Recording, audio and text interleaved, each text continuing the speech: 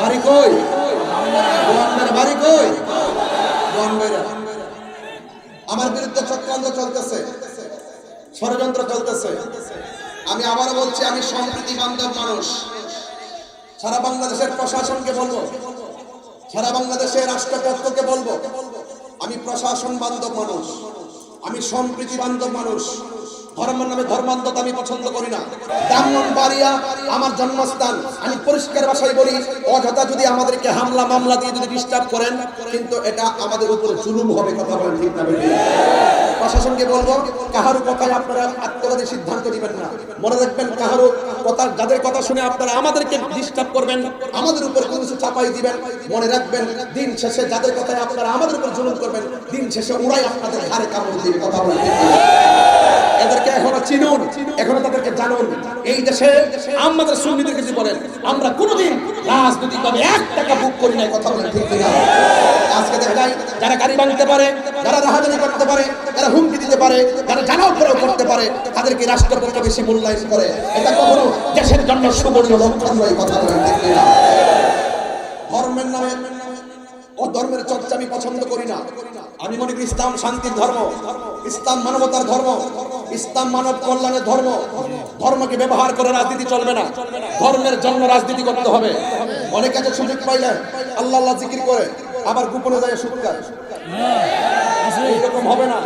এরকম সদ্য বেশি নির্বাচন এলে মাত্র টুপি দিয়ে 5 ওয়াক্ত নামাজ, গেলে আবার দুর্নীতির সাথে চ্যাম্পিয়ন নাম্বার 1, এগুলো চলবে না। মনে রাখবেন, তামসা চলবে না। রাসূল এসেছেন শান্তি নিয়ে। কথা বলে ঠিক না?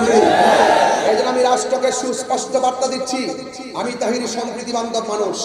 আমি তাহিরি ধর্ম নিয়ে কাজ করি, দেশের মানুষের সম্প্রীতি নিয়ে কাজ করি। আমি মনে করি হিন্দু মন্দিরে যাবে, বৌদ্ধ পেগোড়ায় যাবে, খ্রিস্টান গির্জা যাবে, মুসলমান মসজিদে যাবে। আমরা ধর্মকে এমন ভাবে ব্যবহার, এমন ভাবে ধর্মের জন্য কথা বলবো যেখানে উগ্রতা নাই, মারামারি নাই, কাটাকাটি নাই, বোমাবাজি নাই, সন্ত্রাসী নাই, দুর্নীতি নাই, চাঁদাবাজি নাই, রাহাজানি নাই, গুম নাই, খুন নাই।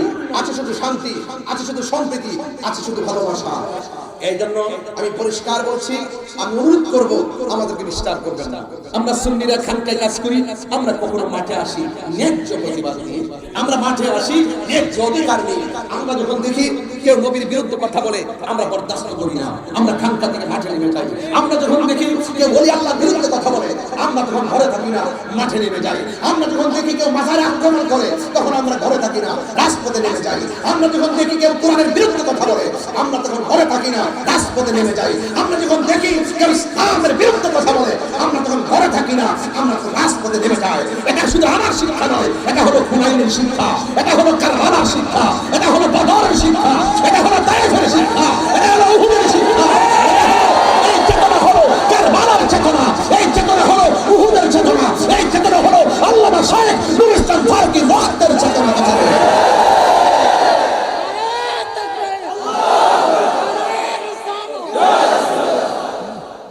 ডিস্টার্ব করবেন না আমাদের দ্বারা দেশের কোনো ক্ষতি হবে না, দেশের কোনো মানুষের ক্ষতি হবে না।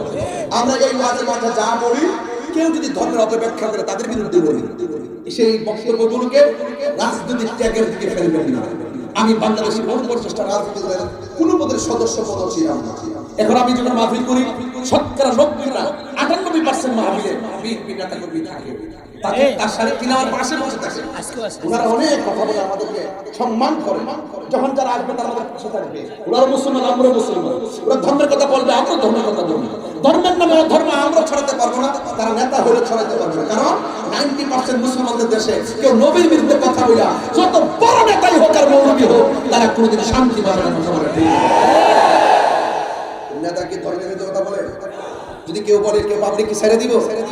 রাজনীতি করে, রাজনীতি ভাষায় কথা, তারা কাজ করছেন, সমাজে কাজ করছেন। এই জন্য আমাদেরকে ট্যাগ দিবেন না। কি দিবেন না? ট্যাগ দিবেন না। যেই নেতা নবীর পক্ষে আছেন, সেই নেতার পা গুলো আমি জিহ্বা দিয়ে পরিষ্কার করে দিব। যেই নেতার ভিতরে নবী নাই, এই নেতার ছায়ার মধ্যে আমি পা দিব। বুঝতে পেরেছেন?